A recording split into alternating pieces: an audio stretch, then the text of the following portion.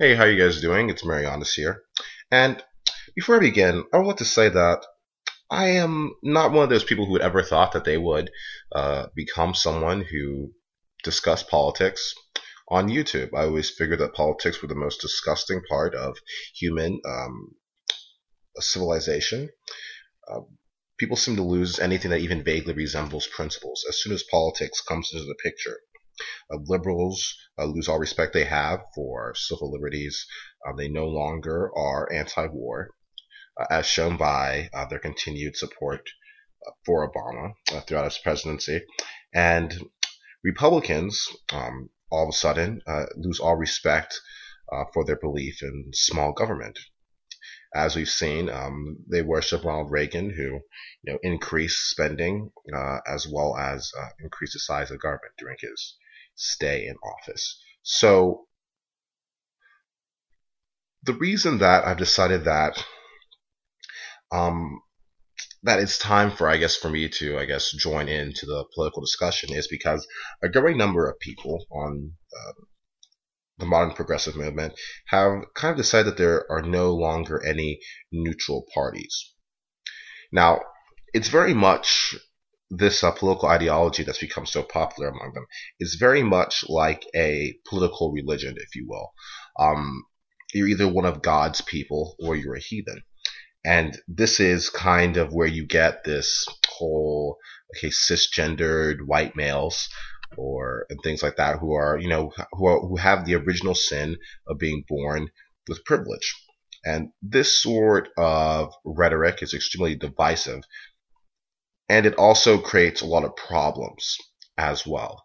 You see, when you go about redefining words like this, it makes it very difficult to actually have a conversation with you. It makes it very difficult to actually dissent to your opinions because you put people in positions, okay, where the only thing that they can say because words represent ideas, okay? And when you change the definition of a word, okay, you change the ideas that word represents.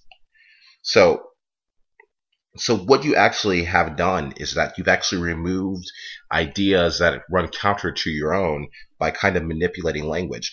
And a perfect example of this is I was speaking with a coworker of mine, and this is going to be kind of a rambling, but I do think that this is kind of important to, my line of thinking. I was speaking with a coworker who was telling me about privilege, microaggressions, and all the kind of ridiculous things that these people love to go on about.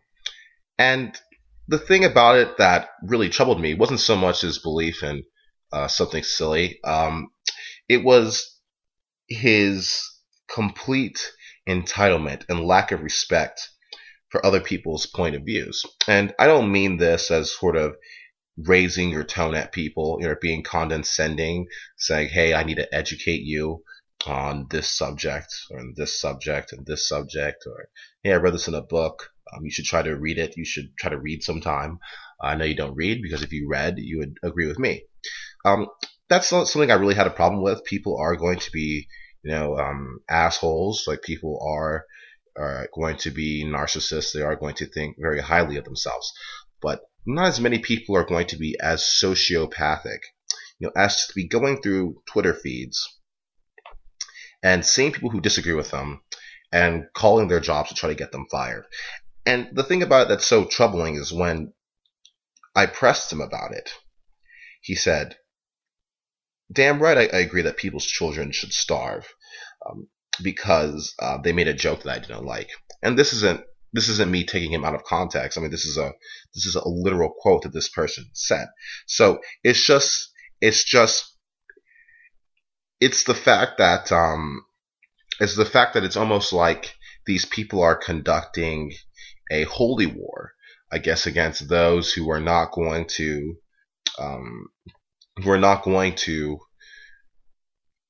join their fight against the infidels, who are, I guess, are these straight, white, cis, gendered males.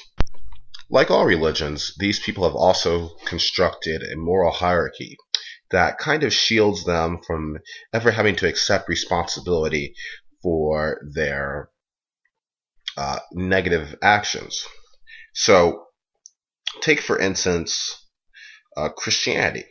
It was perfectly acceptable for God to kill all the firstborn sons of Egypt, yet the Ten Commandments says, "Thou shalt not steal." And also, when God issues a command to, murder everyone in a certain tribe, this is also acceptable because by following God's commandments, you have inherited His infallibility. So when we're talking about, I guess, these social justice warriors or these modern progressives, we have to understand that we are dealing with a problem that really should be thought of the same way that we think about radical Islam. You simply do not negotiate with terrorists. You do not discuss philosophical ideas with these people because religion is simply not philosophy. They are incompatible. A philosophical person trying to engage with someone who is religious is only going to lead to dissatisfaction and anger. And the reason that these people have been able to be so successful is because of the fact that they use a very troubling set of definitions. For example, this person continued to call me a misogynist throughout the discussion. And this sort of behavior was kind of weird to me because when I asked him, "Do you really think that I hate women?"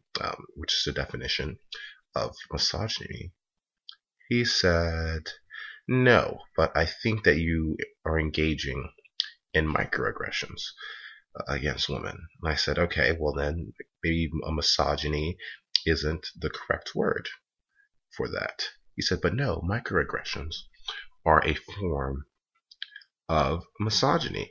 So much of what these people do is based around them redefining words and then constantly equivocating. Okay, see, misogyny means hatred of women until it doesn't, and then it means hatred of women once again.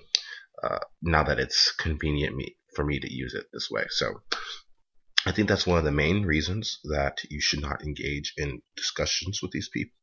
They have erected around themselves uh, a wall that pretty much prevents any possibility that their mind can be changed, because normal debates start when you agree upon definitions. But with these modern progressives, these social justice clowns, um, the debate ends once you agree upon definitions, because you have essentially removed all the ideas that could possibly oppose theirs. So I see a lot of these guys who have been fighting them, um, um, especially these Gamergate guys, some of the guys who are some people in the atheist community who are having trouble with atheism. Plus, I would say I would really urge you guys to stop using words like, or stop trying to use their own tactics against them, because you eventually become them when you start using words like privilege, when you start talking about, well, the social justice warriors, they don't care about women or minorities either. You essentially become them. So I would just give that as a word of warning, and wish you guys a good day.